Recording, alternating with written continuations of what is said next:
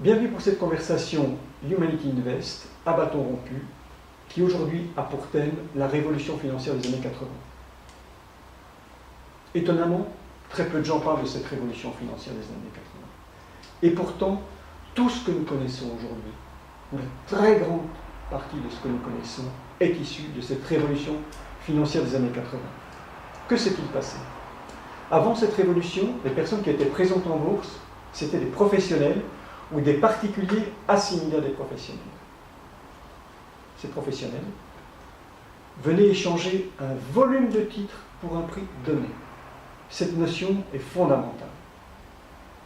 Il n'y avait pas d'extrapolation du prix qui avait été réalisé pour la vente, mettons, de 10 000 titres à des millions, voire parfois des milliards de titres. Le prix avait une réalité, puisqu'il avait été réalisé pour un volume, et on n'utilisait pas ce prix en disant aux autres possesseurs de titres, regardez, vous pourriez obtenir ce prix si vous vendiez ou achetiez. Et pour cause, c'est impossible, puisque si tout le monde veut acheter au même moment ou vendre au même moment, soit c'est un crack si c'est de la vente au même moment, soit c'est une surchauffe phénoménale si c'est un achat. Cette notion de base, à partir du milieu des années 80, a totalement changé. En effet, à partir des années 80, la comptabilité estime que le prix réalisé pour un volume de titres est mécaniquement transposable à tous les titres.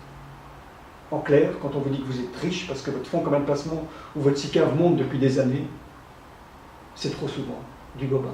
Je suis désolé de vous le dire, mais c'est impossible. La conséquence de ceci, c'est que bien souvent vous avez une fiscalité qui est inadaptée, parce que vous êtes fiscalisé sur des valorisations comptables qui n'ont rien à voir avec le prix que vous pourriez réaliser, notamment pour les personnes à l'ISF, qui sont fiscalisées soit sur le dernier cours ou sur une moyenne des 30 derniers jours. Or, que si toutes les personnes qui étaient à l'ISF voulaient vendre ces titres, il est évident qu'il y aura un crack sur les cours. Donc la fiscalité n'est pas prise sur une base réelle et sérieuse. Autre chose, les comparatifs de performance qui vous sont annoncés dans la presse sont dans certains cas totalement contestables. Ils comparent des performances qui ne sont pas réalisées, ni réalisables. Pardon. Elles sont réalisées pour le tout petit nombre de spéculateurs qui ont vendu, pas pour les autres. Troisième point, il y a également un risque juridique pour tout le monde. Petit à petit, cette évidence des effets de la révolution financière sont compris et assimilés par de plus en plus de personnes.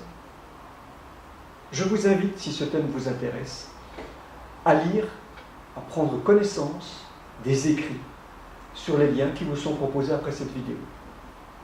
Je vous remercie et je vous donne rendez-vous à la prochaine conversation à bâton rompu, où là nous parlerons des cracks financiers. À bientôt.